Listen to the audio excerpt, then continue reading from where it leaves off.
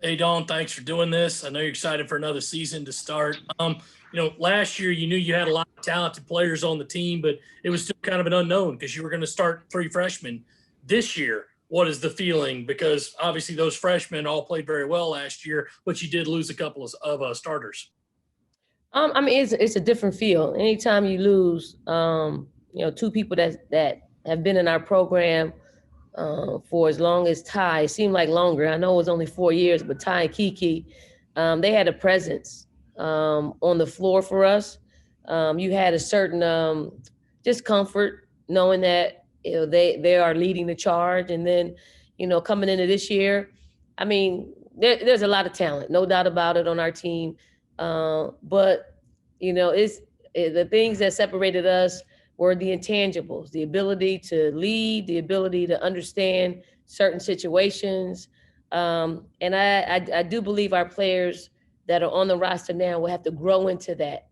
And as much as we can practice simulating situations until they get some experience that are near and dear to them in a game. And I just hopefully don't, want it to be an experience where we lose. Although I know there will be valuable lessons in it, I don't want them to feel that because they're so dedicated, they're so coachable, they're so into it, and they want it so very badly. So hopefully we can work through it.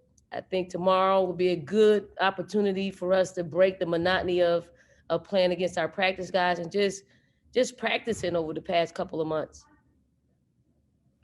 All right, we'll go to Greg and then to Keith.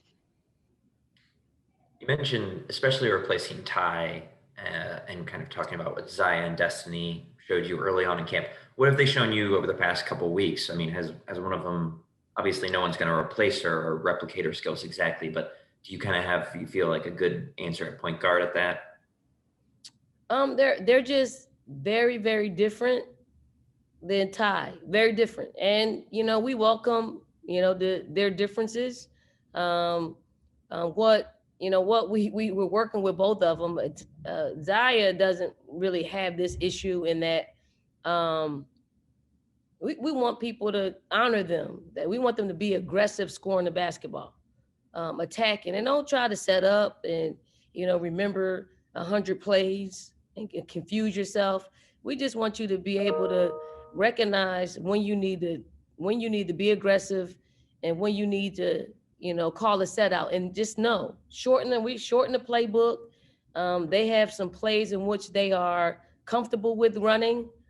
We have timeouts to use. We'll probably utilize a lot more timeouts than we've done in the past, just so we can continue to teach them to speed up that experience. And these are conversations that I had with definitely Destiny Henderson, because she's taken on a lot of the responsibility of being the point guard. Okay, Keith, and then we'll go back to David. Hey, Coach, thanks for doing this. So going off Dave's question, dealing with expectations. Last year, you had a new team. Nobody knew how the freshmen were going to respond. And then, you beat Baylor to end that run in the Paradise Jam. You win 26 straight games. You became the #1 team in the country. And now you're the prohibitive #1 team in the country. How do you keep that killer or hunter mentality versus instead of being the hunter, you become the hunted this year with that #1 target on your back? Well, I think routine is the biggest thing. Routine. We have to stay in the routine, and I do think our coaching staff do a great job of just keeping it balanced. Like we don't get too high with the highs or too low with the lows. And I think each player has to learn things. Each and every player, there are weaknesses in their game that enter into our team concept that could hurt us. And we watch a lot of film. We have a lot of discussion, more discussion than we probably ever had, in just getting them to understand things that, juniors and seniors already know. But because, as freshmen and sophomores, is the meat of our team, there are just things that they have no idea because Ty took care of that. They didn't really have to think about that. So we have to point those things out through film sessions, through discussions, through practice. We stop practice, we teach a lot more, but we play a lot more as well because we need them to have that game experience. David, and then we'll go to Greg. Donna, a couple of questions. One, do you have a starting five at this point? And two, will there be anybody unavailable for tomorrow with injuries or other reasons? We do have a starting five. I won't tell you who it is, but I mean, you could, Dave, you've been around our program enough. You can kind of figure it out. Everybody's good. We got a night to, sleep on things. You never know what can happen in the morning. But as of right now, and we've tested yesterday, we've tested today. So we'll get those results back sometime today or tomorrow, and we see, how many we'll have for the game. Greg, go ahead, and then we'll go to Keith. Going off the COVID stuff, I mean, we've seen some programs have to shut down or, postpone games. I was just curious, you've already gone through some of the quarantine stuff. Is it the kind of thing where if any one positive test, does that shut everything down? Or is there a situation where you think you could play should someone test positive, or does contact tracing not really make that feasible? I think what it's been is, and it hasn't really changed from when we stepped on campus, is if one of us gets it, it will shut everybody down. And I think everybody that's shut down is feeling that. So, I mean, you're on pins and needles until you get the results. And then once that happens, if it's all good, if not, the contract tracing will eventually get you. Keith, and then we'll go to one of the watch guys. Hey, Coach, so last year as the season progressed, you were asked, about Leah being the focal point of the offense, and you said, she wasn't ready for that, nor should any true freshman be. This year, heading into the season, do you think she has taken the steps to be ready to be the go-to player and for you to run your offense through her?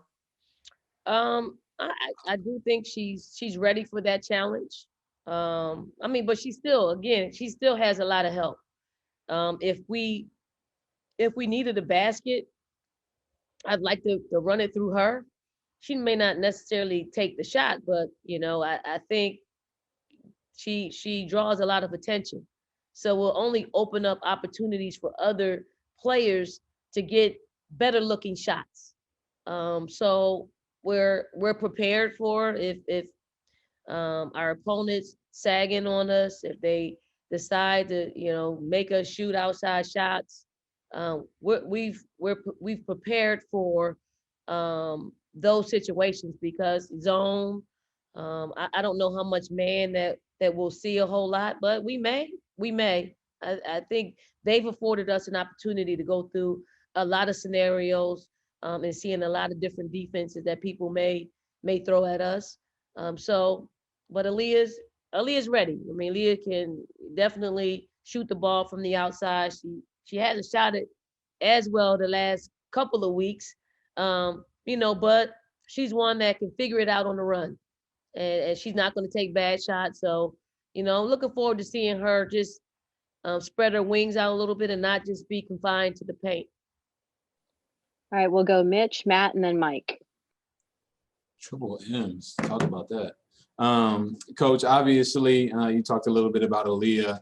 I'm curious about Zaya because obviously she's made some watch lists and things of that nature, but I still feel like the potential of her game still kind of not talked about enough. How do you feel like she's grown this offseason to kind of expand her bag a little bit more? Well, I mean, I kind of like the fact that people are she's flying under the radar for some people. Nationally, particularly, Zaya's gonna play. Zaya has the mentality of, does she want to be the best guard in the country? She absolutely does. Does she practice that way? She absolutely does. I think sometimes when you have so much talent like we have, and you're someone other than South Carolina, you know, you get you get shafted a little bit. But there are, there's a lot of talent on our team, and I just think they have to go out and continue to prove themselves. But Zaya is very capable. Zaya is going to be Zaya. We're very comfortable in knowing what she's going to bring to the table on both sides of the basketball. I'm excited for her, and I'm excited for people to see her grow, because she's always talked about, I don't want to be the same player that I was last year, meaning she wants to grow. I don't want to make the same mistakes that I made last year. So that appetite of growing, people will see that. Matt, go ahead. Coach, you've been through a lot of opening days in your career. I'm just wondering, what are your feelings normally like before an opening day? And is there a little bit more anxiety, nerves before this one, just because of everything surrounding it with the pandemic? Yeah, I'm anticipating a lot more than I usually do, in that, we could wake up tomorrow and they're like, oh, the season's gone. So I want to get to 2:00 tomorrow and having played a game, for, between 12 and 2. I want to get to 2:00 and get it going, because you hear so many other stories, about people shutting down for 14 days. You hear about, someone doesn't have any non-conference games. So my anticipation level is really high. Not so for me, just our players. They want to get back out there. They want to compete. They want to play basketball. And unfortunately, we're in that situation where, it's up in the air. It's on. It's on the schedule, whether we play it or not. Only 12 noon will get us there. Mike, and then we'll close it out with Keith. Don, with the target on your guys' back, I mean, you guys have so much young talent on this team, but how much do you think those girls, especially that sophomore group, has been able to grow just based on that schedule last year? I mean, it was grueling in terms of some of the competition you guys had to go through. How much do you think that freshman group from last year has matured, and how much can that help you guys being able to control those expectations early on? I mean, they have given me and our coaching staff a different level of appreciation for freshmen coming in, being ready to play, like all of them. And I know Letitia didn't play a whole lot, but mentally she was there. Physically, she probably wasn't there, but mentally, she had the mental capability of wanting to go out and showcase her talent. The other ones, Aaliyah, Zaya, Bria, and Olivia. She didn't play a whole lot, but in practice, it was a different level of practice, and they bring that same energy, they bring that same mentality, even when they didn't know if we were going to have a season. I know they are thinking about it. I know they want to express themselves through play. But they're ready to go to play at a high level, to have done it under the leadership of Ty Harris and Kiki Herbert Harrigan. They left us a legacy, and we have to follow through with it. And nothing like these players. Victoria, she's ready. Destiny Henderson, they are ready. Lily, her senior year, she's ready. So I think it would be cool to get out there to see them fly around and play some basketball. Coach, we're going to sneak one in. Somebody put one in the chat. Just talk about, kind of the lack of so many bodies in the building tomorrow in terms of attendance. How do you think that's going to affect the team? Well, we got a glimpse of, our marketing staff at work while we were just in practice, and they got the cutouts. They got Champs Corner in. So we see all the pets. So in lieu of having 18,000 in the stands, the marketing efforts that went into just getting, seat fillers in there with cutouts, our fans, to see faces, familiar faces, because I see a lot of familiar faces in, through the cutouts. I think it'll be cool, but the 3,500 people, and we've already sold out in terms of tickets sold. They're going to be loud and proud like they normally are, but they'll probably have a little bit of extra in them because they know there are probably some people in here that that weren't lucky enough to get season tickets. So I'm excited to see all of them again. All right, Keith, we'll close it out with you. All right, so Coach, what have you think that maybe one or two things you've learned over the last 40 days since you did your preseason press conference about your team that maybe you weren't certain of? I mean, every year as a coach, you go in with an open mind, but you believe certain things to be true, and then sometimes your team surprises you, and then maybe a couple players surprise you. What have you learned that maybe you weren't certain about 40 days ago that you are now, and maybe one or two players that have kind of surprised you in a positive way? You know, the two players are probably the ones that don't get a whole lot of playing time. E, we call Alyssa, we call her E, and Olivia, we call her O. They've gotten better. You know, they've put themselves in a position where, you know, a lot of times they didn't get a whole lot of reps last year. But now they're blending. I call it blending. When you're able to just hold your own and you're not the reason why we have stoppage of play. They've done that for us. And, you know, I just told E last week, I'm like, E, you put me, it won't be because of you that you won't play this year. It will be because of me. I said in previous years, it's been because you didn't do what you needed to do. And this year, I mean, she put it back on me. Ball's in my court to get her some minutes out there on the floor. She's done a great job. She looks good physically. She looks great. Olivia, we need her shot. We need her shot. So it's on our coaching staff to figure out, you know, where we can fit her in order for her to space the floor for us. So we'll figure that out. And then just, you know, over the past 40 days, I mean, it's hard for young people to lock into something that they don't know is gonna happen. So I'm proud of how resilient they are. I mean, it's hard. I mean, it would be hard. I just told them today it would be hard for me to lock in. And I love basketball. I love playing. I love expressing myself through the game. But I also know that, you know, in the preseason, there comes the season. And they come in here and work. They don't look at the practice schedule. They just say, what's next? What's next? What's next? What's next?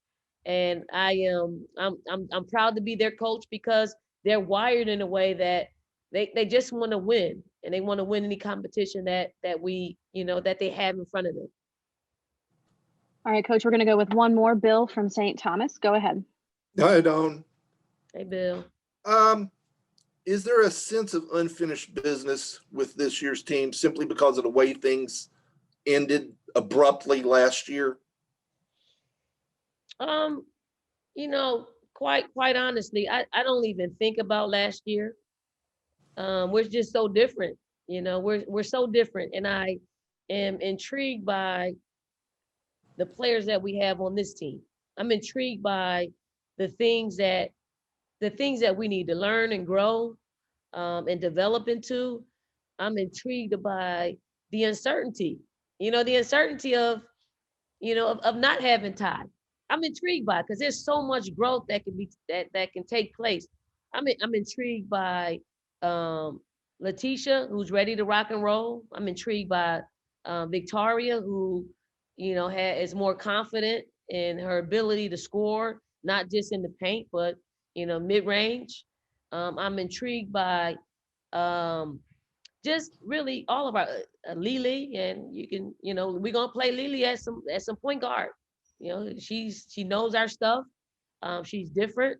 But I told her the other day, we can get somebody to bring the ball up the floor and call a play, and just, you know, we need, when you're in that position, you know, we don't want your rebounding to suffer. We don't want your ability to slash to the basket to suffer.